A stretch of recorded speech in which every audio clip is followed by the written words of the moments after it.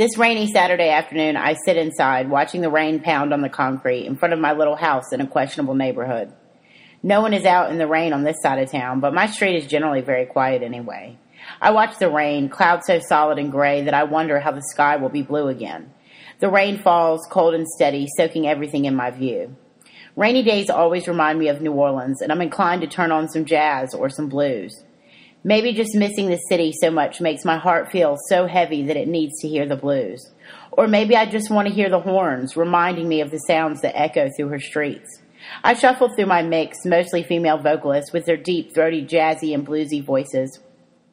Days like these, I'm often drawn to Billie or Ella, and sometimes the rain makes me crave Norah Jones, something a little more modern, but just as sultry and soaked in raindrops. But today, without any question, I flip to Etta James.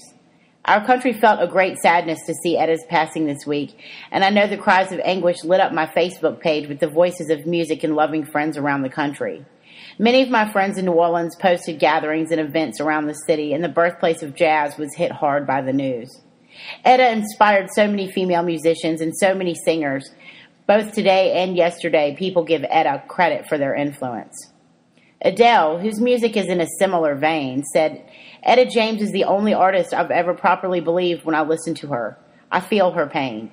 Pink, who was also influenced by Etta, said, "Your voice and fight inspired me and many. I love that through recordings people can live forever." Janis Joplin also claimed influence from Etta. Tina Turner, Bonnie Raitt, Joss Stone, and Christina Aguilera also claimed to have been inspired and influenced by Etta James. Her inspiration runs deep.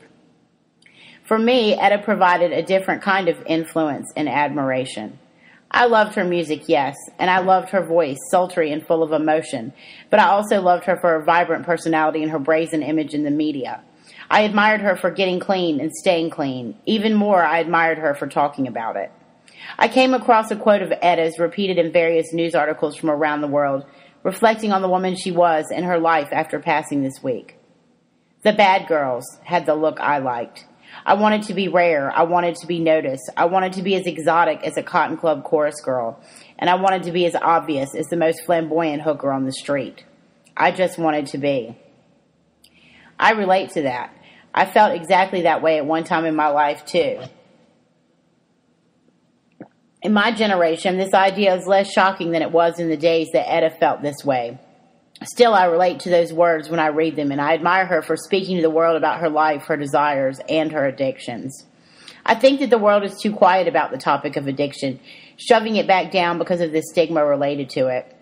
We whisper our family secrets and keep these skeletons hanging in the closets of our family homes. We rarely mention that our grandmother was an alcoholic, and we even more seldom feel free to admit our own struggles with substance abuse. It is this silence that helps to keep addicts sick. It is this silence that keeps the rest of the population stuck in ignorance, shaping their opinions with the widespread stigma. Speaking out about addiction, sharing my personal experiences is not always easy. Sometimes I write and rewrite a certain paragraph over and over, lamenting to think that my mother will one day read this.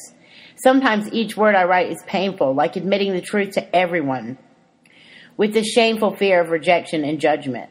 But I also realize that if my words can help just one person, then it is worth it. Giving back is a valuable reward for those of us on this path of recovery. We realize at a point that it is best to bear it all and to show the world this light of our existence. We can give insight into addiction, and we can hope to also give inspiration to others who struggle with the same disease that once crippled us too. Sharing our stories publicly, bearing our souls to the world, gives us a feeling of solidarity, of shared experience. When I read Etta's words, so often I related to her. I realized that I also once felt exactly like that. Etta also admits that her struggle with heroin kept her from producing at her best during those years, and I relate to that. I think back to all the years using when I hardly wrote at all. I think about how much heroin hindered my creativity, and I think that now that I am clean, it is bursting forth. Etta beat an addiction that she struggled with for decades. Etta fought the same addiction that I also fought, and I know what that battle is like. She finally beat the addiction in 1988, and she lived for 23 years more, producing 15 more albums, with her last one just released in last December, only about a month ago. That alone is an inspiration. She published an autobiography in 1995 titled The Rage to Survive, the Etta James story. Etta struggles with addiction where in the public light, as they are with any celebrity, but her book bore her soul to the world. And Etta inspired me for her courage to share these sordid details of her life, telling her story for the world to hear. Etta's voice will no longer be heard in a dark and smoky club or even in a sold-out auditorium, but it will still reverberate through the world. Sometimes her voice will be heard through the crackle of an old album spinning on a record player, while other times it may have the crispy clarity of an MP3. But her voice will live on, her music will live on, and her message will live on. She will continue to inspire recovering addicts even after her passing. Her story is a testament to recovery and also an inspiration to me and others like me. Addiction can be an ugly demon, but my past has given me the motivations I need today. My addiction has supplied me not only with a lifelong disease that I have to manage, but also with stories to share with the world. My addiction hindered me for many years, but today my addiction has become a subject of great inspiration. I truly believe that everything happens for a reason, and I feel like my reasons are finally starting to make sense. Doors have finally begun to open for me, and things in my life have also started to fall into place, and I have only been clean for 6 years.